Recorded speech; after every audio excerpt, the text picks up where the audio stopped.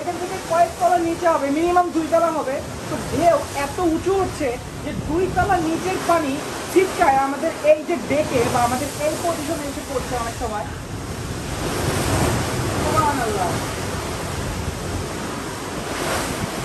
আমি শুধু আপনাদের একটু ঢেউগুলোর অবস্থাটা একটু দেখাই।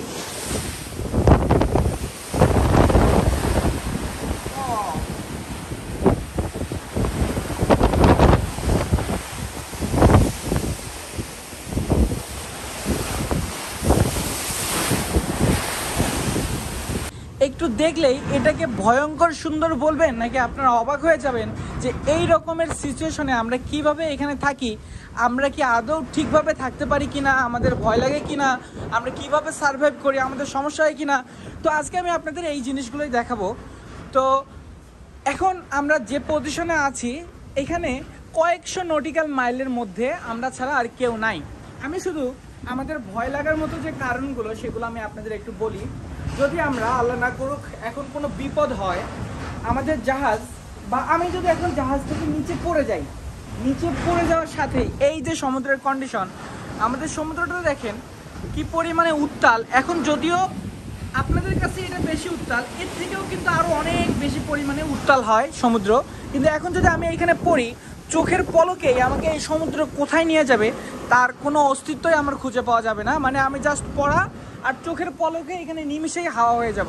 এইদিকে আশেপাশে দেখেন আর কেউ নাই। আমি যদি একটু দূরে দেখিয়ে দেই, আমাদের এই যে আমাদের ফুল জাহাজে এখন যেহেতু আমাদের একটা ব্রেক টাইম চলছে, তো এই টাইমের মাঝে আর কেউ থাকে না।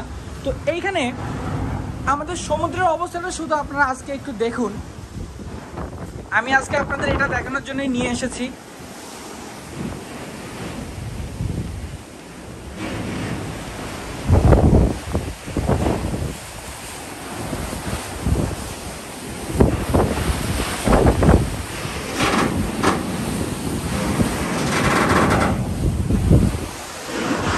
কথা হচ্ছে এই শব্দগুলো কিসের? আমাদের এই কন্টেনারগুলো এই ঝড়ের মাঝে বা এই উত্তাল সমুদ্রের মধ্যে আমাদের জাহাজ থেকে পড়ে যায় কিনা। আমাদের কন্টেনারগুলোকে খুব ভালোভাবে আটকিয়ে দেওয়া থাকে, যেটাকে ল্যাশিং করা বলে। তো ল্যাশিং করা বা আটকিয়ে রাখাটা কি আমি যদি আপনাদের একটু দেখে দিই, এই যে দেখেন এখানে এই যে রড টাইপের যে জিনিসগুলো, এই যে এইগুলো দিয়ে আমাদের কন্টেনারকে খুব ভালোভাবে লক করে রাখা আছে, যেন এগুলো অ্যাক্সিডেন্টালি এখান থেকে পড়ে যেতে না পারে।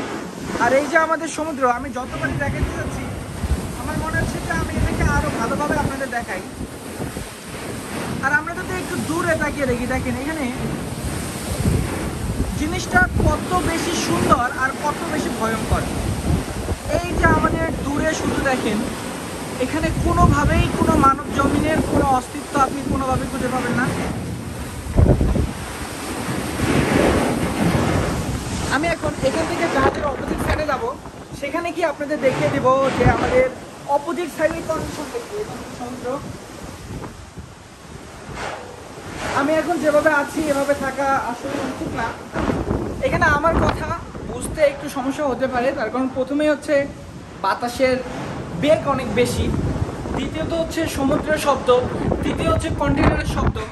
তো ভাই অনেকেই বলে ভালো মাইক্রোফোন ইউজ করতে, আমি অবশ্যই করব, আমার ভিডিও কোয়ালিটিগুলোকে আপডেট করব। কিন্তু সমস্যা হচ্ছে যে জাহাজের থেকে ভাই এত টাইম মেনটেন করতে পারি না। তো তবুও যতটুকু পারি আমি চেষ্টা করি আপনাদের জন্য, যেন আপনারা এই ভিডিওগুলোকে আরও ভালোভাবে বুঝতে পারেন, আপনাদের যেন আরও বেশি ভালো লাগে। তো আমরা এখন ঠিক অপোজিট সাইডে যাব। এই সময় আমার বেশিক্ষণ এখানে বাইরে থাকা উচিত হবে না, তার কারণ প্রথমেই হচ্ছে আমার পিপি ঠিক নাই, আমার হেলমেট নাই। এখন হেলমেট নেই তবু এসেছি, তার কারণ খুব কয়েক সেকেন্ডের জন্য, আমি জাস্ট ভিডিওটা শেষ হলেই চলে যাব। তো এখন সেটা কথা না, কথা হচ্ছে আমাদের এই সমুদ্র দেখেন যত দূরে চোখ যাবে আপনার এখানে কোনোভাবেই কোনো কিছুর অস্তিত্বই আপনি পাবেন না। আর এই যে সমুদ্র, আমি যদি এই সমুদ্রের পানির যে স্রোতগুলো এগুলো আপনাদের ভালোভাবে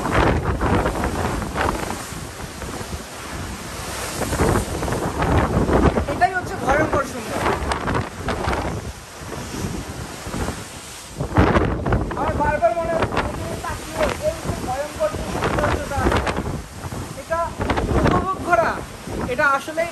আসলে অনেক সাহসের ব্যাপার।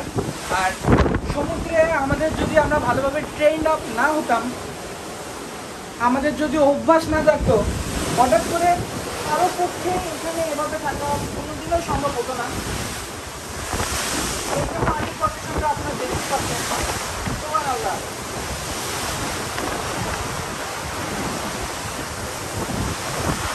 ও একটা করে ঢেউ এখান থেকে কয়েক তলা নিচে হবে, মিনিমাম 2 তলা হবে। তো ঢেউ এত উঁচু হচ্ছে যে 2 তলা নিচের পানি ছিটকায় আমাদের এই যে ডেকে বা আমাদের এই পজিশনে এসে পড়ছে অনেক সময়। সুবহানাল্লাহ।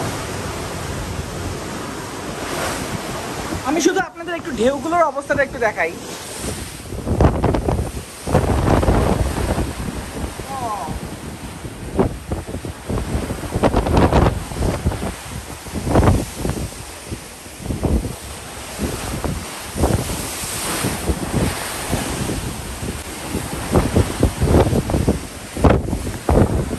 আমি আবারও দেখাচ্ছি, এখান থেকে আপনারা যদি দূরে তাকিয়ে দেখেন, আমাদের আশেপাশে আমরা ছাড়া এখন আর কেউ নাই।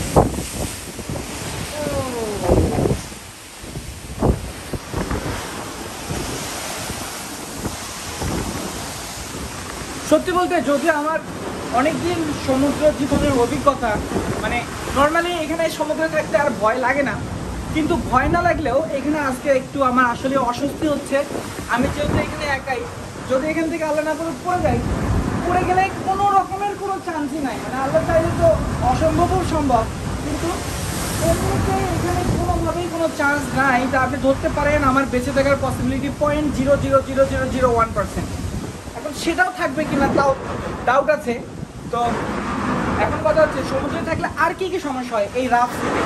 তো আমাদের সমুদ্র যখন এত বেশি পরিমাণে উত্তাল হয়, যখন এত বেশি পরিমাণে রাফ হয়, আমাদের জাহাজ কিন্তু দুলছে, এইভাবে দুলছে। এখন ভিডিওতে আপনারা হয়তো বা ভালো বুঝতে পারছেন না, কিন্তু আমাদের জাহাজ ঠিকই দুলছে। তো আপনি যখন বাসে জার্নি করেন তখন আমাদের যে সমস্যাটা হয় যে বাস যখন খারাপ রাস্তার মধ্যে দিয়ে বেশি আপ ডাউন করে, তারপর তেলের গন্ধটা যখন আমাদের কাছে আসে, অক্সিজেনের অভাবটা যখন কম আসে, তখন আমাদের বমি হয়।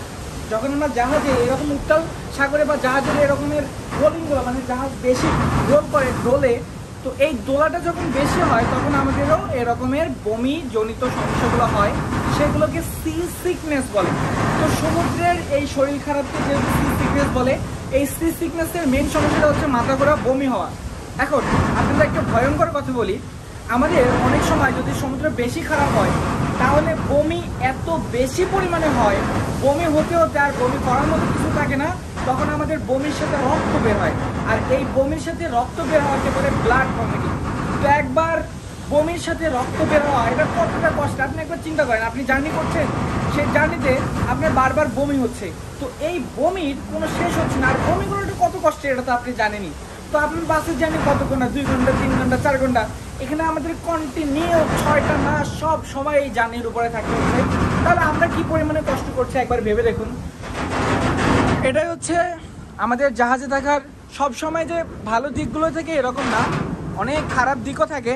আমি জাহাজে থাকার কি কি খারাপ দিক সেটা পরবর্তী কোনো ভিডিওতে আপনাদের জানিয়ে দিব। তো আজকের ভিডিওটা আমি আর বেশি বড় করতে চাচ্ছি না। সবাই অনেক অনেক অনেক বেশি ভালো থাকবেন, আমার জন্য দোয়া করবেন। যারা এখন আমাদের ফেসবুক পেজ, ইউটিউব চ্যানেল, এগুলো টিকটক আইডি এখানে ফলো বা সাবস্ক্রাইব করেন নাই, ফেসবুকে গিয়ে সার্চ করে নেবেন হৃদয় দ্য সেলর, ইউটিউবে গিয়েও সেম নামে সার্চ করবেন হৃদয় দ্য সেলর, টিকটকে আমাদের সেম নামে আইডি আছে হৃদয় দ্য সেলর। সব জায়গায় আমরা এই ভিডিওগুলো আপলোড করি যেগুলো আপনারা অনেক পছন্দ করেন। যারা কন্টিনিউ আমার ভিডিওতে কমেন্ট করেন, আমি তাদের প্রত্যেকের কমেন্টস করি, কিন্তু ভাই সমস্যা হচ্ছে এখানে তো জানেন প্রথমে নেটওয়ার্ক থাকে না, দ্বিতীয় হচ্ছে কাজের চাপ বেশি, তো সবার কমেন্টসে রিপ্লাই করা আমার জন্য একটু কষ্ট হয়ে যায়। তো কেউ মন খারাপ করবেন না, যারা কন্টিনিউ কমেন্ট করেন তাদেরকে আমি মন থেকেই অনেক বেশি ভালোবাসি। আপনারা যারা ভিডিও দেখছেন তাদেরকে অনেক বেশি ভালোবাসি। সবাই অনেক ভালো থাকবেন, আমার জন্য দোয়া করবেন। ধন্যবাদ, আসসালামু আলাইকুম।